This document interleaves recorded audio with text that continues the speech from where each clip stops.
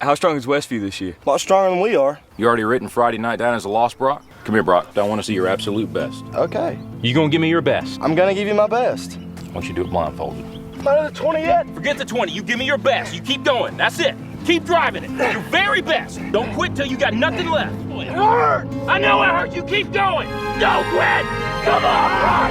2 more. 1 more. You are the most influential player on this team. If you walk around defeated, so will they. Brock, I need you. God's gifted you with the ability of leadership. Don't waste it. You'll be driven either running away from pain or moving towards pleasure.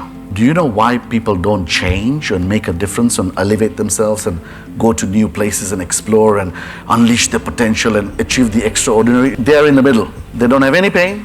They don't have any pleasure. Most of you have pain, but you hide it under this curtain, expecting some miracle will happen. My point being that when you're thinking about these goals today afternoon, put down next to it, this is my pain, or this is my pleasure I want. If it's pain, go deep into it.